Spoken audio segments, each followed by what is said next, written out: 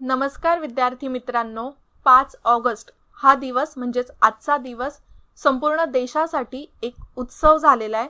2020 मध्ये आपण कोणतेच सण नेहमीप्रमाणे दरवर्षी सारखे साजरे केलेले नाहीत, पण अयोध्येबरोबरच पूर्ण देशात सध्या राम मंदिर भूमिपूजनाचा उत्साह आपल्याला दिसून येतोय. अनेक वर्षांपासून डिस्प्युटेड असलेल्या या जमिनीवर, अयोध्येच्या या जमिनीवर नोव्हेंबर 2019 ला सुप्रीम कोर्टाने एक महत्त्वाचा निर्णय दिला होता आणि सुप्रीम कोर्टाचं ते वर्डिक्ट पूर्ण देशाने चांगल्या प्रकारे एका पॉझिटिव्ह एनर्जीने मान्य सुद्धा केलं होतं आणि आता त्याच जागेवर राम मंदिर उभारण्यात येणार आहे, त्याचं भूमिपूजन आहे. तर आजच्या लेक्चरमध्ये आपण या जमिनीबाबतच किंवा जो जमीन विवाद होता त्याबाबतच डिस्कस करणार आहोत. हा मी जमिनीबाबत म्हणते कारण की कोर्टासमोर हा विवाद जमिनीचा होता, मंदिराचा किंवा मस्जिदीचा असा नव्हता. ओके, आणि कोर्टाने त्या जमिनीबाबतच तो वर्डिक्ट दिलेला आहे. ओके, मग आता हे चर्चेत काय आपल्याला आता का डिस्कस करायचं? एक म्हणजे 5 ऑगस्ट 2020 हा दिवस भूमिपूजनाचा ठरवण्यात आलेला आहे. तर सुप्रीम कोर्टाचा निर्णय काय होता या जमिनीबाबत, या विवादाबाबत, तो आपल्याला समजून घ्यायचा आहे. त्याचप्रमाणे या जमिनीचा इतिहास, अगदी पूर्वीपासून आपल्याला हा इतिहास बाबरी मस्जिद बांधण्यात आल्यापासून तर ते आत्तापर्यंत पूर्ण इतिहास आपण एक टाइमलाईन कव्हर करणार आहोत. ओके, मग बघा, या लेक्चरची PDF तुम्हाला आपल्या विजन गव्हर्नमेंट जॉबच्या टेलिग्राम चॅनलवर मिळेल. तसंच तुम्ही याचं ऑडिओ लेक्चर सुद्धा डाउनलोड करू शकता. त्याचप्रमाणे आपले संयुक्त गट ब चे ॲडमिशन्स सध्या सुरू आहेत. तर जे संयुक्त गटसाठी प्रिपेअर करतात आणि ज्यांना ॲडमिशन घ्यायचंय त्यांनी लवकरात लवकर या बॅचला ॲडमिशन घ्या. आता मंदिराचं भूमिपूजन कधी आहे ते मी तुम्हाला सांगितलं, आजच 5 ऑगस्ट 2020 ला. सगळ्या न्यूज चॅनल्सवर तुम्ही टीव्हीला सध्या हेच बघत असाल आणि या कार्यक्रमामध्ये बरेचसे महत्त्वाचे व्यक्ती आहेत. आता सगळ्या पाहुण्यांची लिस्ट मी तुम्हाला देणार नाहीये, पण नरेंद्र मोदी सुद्धा तिथे असणार आहेत, ते सुद्धा न्यूजला दाखवतातच आहेत आणि बरेचसे महत्त्वाचे व्यक्ती इथे उपस्थित राहणार आहेत. पण बरेचसे असे सुद्धा व्यक्ती आहेत की ज्यांना आमंत्रणच गेलेलं नाहीये भूमिपूजनासाठी, तर त्यावर सुद्धा खूप आर्ग्युमेंट्स वगैरे होताना आपल्याला दिसत आहेत. पण आपल्याला तिथे जायचं नाहीये, तो पूर्ण पॉलिटिकल गेम आहे की जो सध्या देशामध्ये प्रत्येक गोष्टीसाठी खेळलाच जातो. ओके, मग आता सुप्रीम कोर्टाचा निर्णय या जमिनीबाबत कधी आला होता? तर हा आला होता 9 नोव्हेंबर 2019 ला. अयोध्या जमीन विवादात सुप्रीम कोर्टाचा निर्णय आला होता आणि या निर्णयामध्ये जो बाबरी मस्जिदीचा किंवा अयोध्येचा हा जमिनीचा विवादित भाग आहे तो राम जन्मभूमी न्यास याला देण्यात आला होता किंवा याला राम जन्मभूमी ट्रस्ट असं सुद्धा म्हणू शकता. जमिनीचा हक्क कोणाला देण्यात आलेला? तर राम जन्मभूमी न्यासने. 5 न्यायाधीशांच्या खंडपीठाने हा निर्णय दिला होता. 5ही न्यायाधीश खूप महत्त्वाचे आहेत. आणि कोणाला मग ही जी विवादित जमीन आहे किंवा कोणाच्या पक्षात या जमिनीचा निर्णय लागला होता? तर रामलल्ला विराजमान पक्ष. रामलल्ला विराजमान पक्ष म्हणजे कोणाचा पक्ष आहे? तर हा देवाचाच पक्ष आहे असं आपण म्हणू शकतो. एकूण जमीन आहे ही 7.77 एकर एवढी ही विवादित जमीन होती. त्याचा निर्णय सुप्रीम कोर्टाने रामलल्ला विराजमान पक्षामध्ये लावला होता. कोण कोण जज होते या खंडपीठामध्ये? एक म्हणजे रंजन गोगाई, जे त्या खंडपीठाचे तुम्ही म्हणू शकता प्रमुख होते, अध्यक्ष होते. सध्याचे चीफ जस्टिस ऑफ इंडिया ते म्हणजेच शरद बोबडे, तसंच जस्टिस DY चंद्रचूड, त्यानंतर जस्टिस S अब्दुल नाझीर आणि त्याचप्रमाणे जस्टिस अशोक भूषण. तर असं 5 जजेसचं हे बेंच होतं आणि या बेंचने निर्णय दिलेला. निर्णय देताना काही गोष्टी त्यांनी सांगितलेल्या. एक म्हणजे कोर्टाने 3 महिन्यामध्ये मंदिर उभारण्यासाठी एक ट्रस्ट स्थापित करावी असे आदेश दिले. त्याचप्रमाणे हा जो निर्णय आहे, महत्त्वाचा निर्णय, तो ASIच्या रिपोर्टवर पूर्णपणे आधारित होता. ASI म्हणजेच आर्किओलॉजिस्ट सर्वे ऑफ इंडिया. तर आर्किओलॉजिस्ट सर्वे ऑफ इंडिया यांनी रिपोर्ट बनवलेला. त्या रिपोर्टमध्येच असं होतं की बाबरी मस्जिद ही रिकाम्या जागेत बनली नव्हती. ओके, आणि मग यावरच म्हणजे किंवा या कॉन्सेप्टवरच, या बेसवरच हा निर्णय सुप्रीम कोर्टाने दिला होता. ओके, म्हणजे जिथे सध्या बाबरी मस्जिद तुम्हाला दिसत होती, तर ती मस्जिद असं नाहीये की रिकाम्या जागेत बांधण्यात आली होती. ही मस्जिद रिकाम्या जागेत बांधण्यात नव्हती आली. इथे पूर्वी मंदिर होतं, ते मंदिर डिमॉलिश करून त्यानंतर त्याच्यावर मस्जिद बांधण्यात आली होती. आणि हा पूर्णपणे ASIचा रिपोर्ट होता. त्या रिपोर्टवरच खंडपीठाने निर्णय दिला होता. ओके, पण आता इथे कुठेतरी आपण म्हणू शकतो मस्जिद बांधण्यासाठी सुद्धा कोर्टाने विचार केला होता. तर अयोध्येमध्येच मस्जिद बांधण्यासाठी राज्य शासनाकडून 5 एकर जमीन देण्यात यावी असं सुद्धा या निर्णयामध्ये सांगण्यात आलं. ओके, मग आता इथे आपण पूर्ण निर्णय बघितलाय, पण या आधी 2010 अलाहाबाद हायकोर्टचा सुद्धा निर्णय होता. तर तो खूप महत्त्वाचा निर्णय होता आणि त्या निर्णयावर 2011 मध्ये सुप्रीम कोर्टाने स्टे आणला होता. आता जेव्हा आपण पुढे पूर्णपणे या जमिनीचा इतिहास बघू सुरुवातीपासून, तेव्हाच आपण 2010 मधला हायकोर्टचा म्हणजेच अलाहाबाद हायकोर्टचा निर्णय सुद्धा काय होता ना तो बघूया, कारण की ते निर्णय सुद्धा खूपच महत्त्वाचं होतं. तर आता आपण एक एक करून पूर्ण जी टाइम लाईन आहे ती थोडीशी समजून घेऊया. तुम्हाला माहीत असलं पाहिजे की हा जमिनीचा इतिहास नक्की काय आहे. आणि इतका कॉन्ट्रोवर्शियल इतिहास आहे, तसं बघायला गेलं तर सगळ्यांचा हा इतिहास लक्षात असलाच पाहिजे.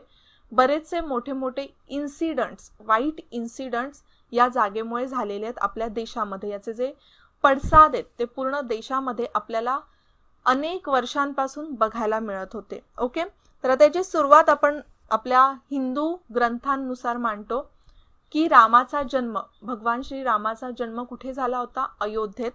तर 6 ते 10 दशकामध्ये असं मानलं जातं की इथे राम मंदिर होतं. तर जे तुलसीदासांचं रामायण आहे, जेव्हा ही केस चालू होती त्यावेळेला या रामायणाबद्दल भरपूर डिस्कस केलं जात होतं. तर जे तुलसीदासांचं रामायण आहे त्यामध्ये ही गोष्ट सांगितलेली आहे. आणि त्यानंतर 1528ला बाबर इथे आला होता भारतामध्ये. तर बाबरने इथे मस्जिद बांधली होती. आता बाबरने एक्झॅक्टली बांधली नव्हती, त्याचा सेनापती होता मीर बागी. तर त्याने ही मस्जिद बांधली होती आणि त्या मग मस्जिदीला आपण बाबर मस्जिद किंवा बाबरी मस्जिद म्हणून ओळखतो. ओके, त्यानंतर 1880ला या मस्जिदीवरून किंवा या जमिनीवरून पहिल्यांदा विवाद पुढे आला आणि त्याच्यावरून दंगली झाल्या होत्या अयोध्येमध्ये. ओके, आणि मग त्यानंतरच 1885ला महंत रघुबीर दास, हे थोडंसं नाव तुम्ही लक्षात ठेवू शकता, यांनी फैजाबाद कोर्टमध्ये पहिल्यांदा याचिका दाखल केली होती. त्यावेळेला ऑब्व्हियसली ब्रिटिश होते आपल्या भारतामध्ये. तर ब्रिटिशांच्या अंडर फैजाबाद कोर्ट होतं आणि फैजाबाद कोर्टमध्ये तिथे पूजा करून देण्याची एक याचिका दाखल केली होती. पण ऑब्व्हियसली ही याचिका आहे ती त्यावेळेला रद्द करण्यात आलेली. त्यानंतर पुन्हा ही जमीन मेन फ्रेम मध्ये आली, ती म्हणजे 1949 पासून. 1949 मध्ये असंच मानलं जातं की रात्री कोणीतरी जाऊन तिथे राम आणि सीता यांच्या मूर्त्या ठेवण्यात आल्या आणि मग त्या मूर्त्या तिथे ठेवल्यानंतर एक भक्ती असते, त्यामुळेच 1950ला गोपालसिंग विशारद यांनी तिथे त्या ठिकाणी त्या मूर्त्यांची पूजा करण्यासाठी कोर्टमध्ये याचिका दाखल केली. ओके, आता याचिका दाखल केली त्याच्या आधीच गव्हर्नमेंटने जमिनीचा जो पूर्ण तो हिस्सा आहे, ती जी पूर्ण जमीन आहे जिथे मस्जिद होती, तेव्हा तिथे तर मस्जिद होती, तर पूर्णपणे तिकडचे डोर्स लॉक केले आणि डिस्प्युटेड एरिया म्हणून ती जमीन घोषित करण्यात आली. पण आतापर्यंत तरी या जागेवर फक्त पूजा करण्यासाठी मागणी केली जात होती. पण पुढे आला हक्क जमिनीचा कोणाचा असेल. तर 1959ला निर्मोही आखाड्याने मागणी केली की या जमिनीचा जो हक्क आहे तो त्यांच्याकडे असावा. आता निर्मोही आखाडा, तर आपल्याकडे भारतामध्ये असे 14 प्रतिष्ठित आखाडे आहेत, ज्यांपैकी निर्मोही आखाडा हा सुद्धा आहे.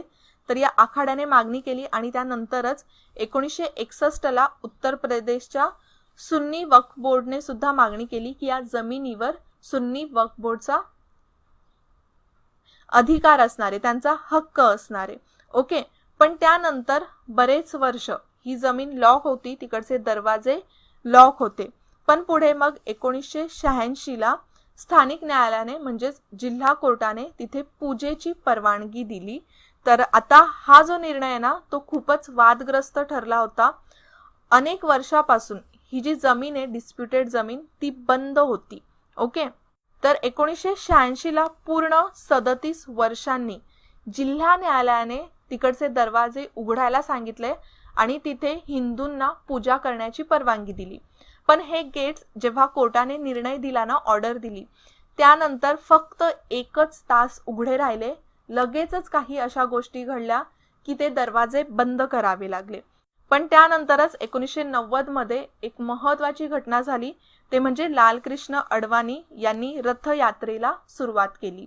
म्हणजेच पूर्ण देशभर यांनी रथयात्रा काढली राम मंदिर बांधण्यासाठी. ओके. आणि मग 1992ला बाबरी मस्जिद पाडण्यात आली. तुम्हाला सगळ्यांना सुद्धा माहिती असेल की 1992ला कशा प्रकारे बाबरी मस्जिद म्हणजेच जे डोम होतं त्या डोमवर चढून बाबरी मस्जिद पाडण्यात आली होती. ओके. तर या कारसेवकांनी 1992ला बाबरी मस्जिद पाडली आणि बाबरी मस्जिद पाडल्यानंतर 10 दिवसांमध्येच, आता ही घटना झालेली 6 डिसेंबरला, लगेचच 10 दिवसांमध्ये तेव्हाचे पंतप्रधान होते PV नरसिंह राव. त्यांनी एक कमिटी गठीत केली. लिब्राहम आयोग, जस्टिस लिब्राहन यांच्या अध्यक्षतेखाली एक कमिटी गठीत केली. कोणती? तर त्याला आपण म्हणतो लिब्राहन आयोग. लिब्राहन आयोगाला 3 महिन्यांमध्ये जमिनीबाबत तुम्ही म्हणू शकता त्यांचा रिपोर्ट सादर करायला सांगितलेला. पण तिथेच लिब्राहन आयोगाने हा रिपोर्ट सादर करायला 17 वर्षांचा टाइम घेतला. 17 वर्षांनी म्हणजेच 30 जून 2009 मध्ये लिब्राहन आयोगाने त्यांचा रिपोर्ट दिला होता. पण हा रिपोर्ट पब्लिक केला नव्हता, सगळ्यांसमोर आला नव्हता की त्याच्यामध्ये काय कंटेंट होतं. आणि त्यानंतर या रिपोर्ट नंतर 30 सप्टेंबर 2010ला अलाहाबाद हायकोर्टचा निर्णय आला. आता हा निर्णय खूपच महत्वाचा होता. त्यामध्ये होते जस्टिस सुधीर अग्रवाल, SU खान आणि DV शर्मा. या 3 जजेसच्या बेंचने हा निर्णय दिला होता आणि ही जमीन 3 समसमान हिस्स्यामध्ये वाटण्यात आली होती. 3 समसमान हिस्स्यामध्ये 3 कोणकोणते समसमान हिस्से होते यामध्ये? तर एक होतं म्हणजे रामलल्ला, त्यानंतर निर्मोही आखाडा आणि सुन्नी वक्फ बोर्ड. सगळ्यांना 1/3 एवढी जमीन असा हिस्सा देण्यात आला होता. आणि मग त्यानंतर या तिघांनी म्हणजेच तिन्ही संस्था आपण म्हणू शकतो, निर्मोही आखाडा, सुन्नी वक्फ बोर्ड आणि रामलल्ला यांनी मग सुप्रीम कोर्टामध्ये पुन्हा अपील केली अलाहाबाद कोर्टाच्या निर्णयाविरोधात. ओके. आणि मग त्यानंतर पुन्हा 2011 मध्ये अलाहाबाद हायकोर्टाच्या निर्णयावर स्टे आणण्यात आला होता. दरवाजे तोपर्यंत जे या जमिनीचे होते ती जमीन सरकारच्या ताब्यात होती. आणि त्यानंतर सुप्रीम कोर्टाचा निर्णय आला आणि तो निर्णय आत्ताच आपण बघितलेला आहे. ही जी जमीन आहे ती रामलल्ला विराजमान पक्षात देण्यात आलेली आहे आणि त्यासाठी जमिनीचा हक्क राम जन्मभूमी न्यास याकडे देण्यात आलेला आहे. ओके. मग आता इथे आपण पूर्ण अयोध्या जमीन विवादाबाबत एक इतिहास काय आहे, यापूर्वी काय काय घडलंय ते सगळं समजून घेतलंय. पण बघा इथे या विवादामुळे बऱ्याचशा गोष्टी आपल्या देशाला फेस कराव्या लागलेल्या. जसं 1992ला ज्या वेळेला बाबरी मस्जिद पाडण्यात आली होती. ओके. त्यावेळेला आपल्या देशामध्ये खूप दंगली झाल्या होत्या. प्रत्येक ठिकाणी देशभर दंगली झाल्या होत्या आणि असं मानलं जातं अप्रॉक्सिमेट 1000 लोकांचा मृत्यू त्या दंगलीमध्ये झालेला. आणि त्यात सुद्धा सर्वात जास्त मृत्यू हे मुंबईमध्येच झाले होते. पण सुप्रीम कोर्टाने हा निर्णय दिल्यानंतर एक शांतता आपल्या देशामध्ये आली आहे असं म्हणू शकतो. कारण त्या निर्णयाचा स्वागत सगळ्या देशातल्या लोकांनी चांगल्या मनानेच केलेलं आहे. ओके. इनफॅक्ट सुन्नी वक्फ बोर्डने सुद्धा या निर्णयाचं स्वागतच केलेलं आहे. कारण की बघा सुप्रीम कोर्टाच्या या निर्णयाने 2 गोष्टी सांगितल्या. एक म्हणजे पूर्ण जो हक्क आहे तो दिला राम जन्मभूमी न्यासकडे. ओके. पण तिथेच जे निर्मोही आखाडा आणि सुन्नी वक्फ बोर्ड यांनी जो हक्क सांगितलेला तो पूर्णपणे रद्द करण्यात आला. ओके. सुप्रीम कोर्टाकडून. त्यामुळेच हा निर्णय खूप महत्वाचा ठरतो. आणि सध्या तुम्हाला सगळ्यांना सुद्धा माहिती असेल की बाबरी मस्जिद पाडली तर त्यावरून बऱ्याचशा मोठमोठ्या नेत्यांवर खटले सुद्धा सुरू आहेत. ओके. आता आपल्याला त्यावर जास्त डिस्कस करायचं नाहीये. पण त्यामध्येच ना काही गोष्टी तुम्ही लक्षात ठेवू शकता. जसं ज्यावेळेला बाबरी मस्जिद पाडण्यात आलेली 1992ला, त्यावेळेला UPचे म्हणजेच उत्तर प्रदेशचे मुख्यमंत्री होते कल्याण सिंग. 1990ला मुख्यमंत्री होते मुलायम सिंग यादव. तर या सगळ्या गोष्टी तुम्ही लक्षात ठेवू शकता. आणि त्याचप्रमाणे 1989ला म्हणजे जेव्हा या सगळ्या गोष्टींची सुरुवात झालेली त्यावेळेला कोणाचं सरकार होतं किंवा कोण पंतप्रधान होते आपल्या देशाचे ते मला नक्की कमेंटमध्ये सांगा. आणि याच टाइम स्पॅनमध्ये अजून एक केस किंवा तुम्ही म्हणू शकता अजून एक मोठं कॉन्ट्रोवर्शियल केस आपल्या देशामध्ये सुरू होती. त्याचा निर्णय सुद्धा लास्ट इयरच सुप्रीम कोर्टाने दिला होता, तर ते वर्डिक्ट सुद्धा खूप मोठं आहे. तर ती कोणती केस आहे, एक फेमसच केस आहे आपल्या देशातली, तर ते तुम्ही मला सांगू शकता. ओके, कारण की आता मी तुम्हाला हा प्रश्न विचारते, तुम्हाला एक टाइम लाईन आपल्या देशामध्ये कोणकोणत्या वेळेला ज्या महत्त्वाच्या केसेस आहेत त्या केस स्टडी म्हणून आपल्याला खूप उपयोगाच्या ठरतात, तर त्या तुम्हाला माहीत असणं खूप गरजेचंच आहे. आता इथे आपण थोडीशी मंदिर रचना कशी असणार आहे ते बघून घेऊया. जास्त डिटेलमध्ये बघायचं नाहीये, थोडे पॉइंट्स बघून घेऊया. एकूण क्षेत्रफळ असणार आहे मंदिराचा ते म्हणजे 84,600 चौरस फुटावर हे मंदिर बांधण्यात येणार आहे. आणि एरिया तर तुम्हाला सगळ्यांनाच माहिती आहे, व्याप्ती किती असणार आहे 2.77 एकर एवढी. ओके, याची उंची 161 फूट, रुंदी 125 फूट, एकूण 5 दरवाजे असणार आहेत. आणि जी उभारणी आहे पूर्ण स्ट्रक्चरची ती होणार आहे बन्सी पहाडपूर नावाच्या दगडातून. हे असं एक गुलाबी रंगाचं दगड असतं, राजस्थानच्या भरतपूर येथून हे दगड आणण्यात येणार आहे. आणि या दगडाचं आयुर्मान तुम्ही लक्षात ठेवू शकता किती आहे तर 5,000 वर्ष. ओके, म्हणजे बरंचसं भव्य मंदिर हे बांधण्यात येणार आहे. आणि जी मूर्ती इथे श्रीरामांची असणार आहे ती जगातली सर्वात उंच मूर्ती असणार आहे, एकूण 251 मीटर उंची असणार आहे या मूर्तीची. ओके, तर या सगळ्या गोष्टी तुम्ही लेक्चरमधून लक्षात ठेवू शकता. जे सगळे महत्त्वाचे पॉइंट आपल्याला माहीत असणं गरजेचं आहे ते आपण सगळे इथे कव्हर केलेले आहेत. आय होप तुम्हाला सगळे पॉइंट्स नीट समजले असतील. आजच्या लेक्चरमध्ये आपण इथेच थांबूया, पुन्हा भेटूया नेक्स्ट लेक्चरला. तोपर्यंत जय हिंद, जय महाराष्ट्र आणि थँक्यू. विजन स्टडी स्मार्ट विद्यार्थ्यांसाठी स्मार्ट लर्निंग प्लॅटफॉर्म तुमच्यासारख्या हजारो तरुणांना, गृहिणींना व जॉब करणाऱ्यांना सरकारी नोकरीच्या तयारीसाठी मार्गदर्शन करत आहे. तुम्ही विजन स्टडीच्या सेवेचा लाभ कुठूनही आणि कधीही घेऊ शकता, ज्यामुळे तुमचा शहरात येऊन राहण्यासाठीचा पैसा आणि वेळ दोन्हीही वाचेल. म्हणूनच वेळ न वाया घालवता आजच प्रवेश घ्या आणि तुमच्या स्वप्नातील सरकारी नोकरीच्या एक पाऊल जवळ जा, तेही अगदी माफक दरामध्ये. तर वाट कशाची पाहताय? एक उज्ज्वल भविष्य तुमच्या समोर आहे. आम्ही प्रवेश घेतलाय, तुम्हीही घ्या. अधिक माहितीसाठी आजच भेट द्या. Visit www.visionstudy.in. हो, स्वप्न पूर्ण होतात.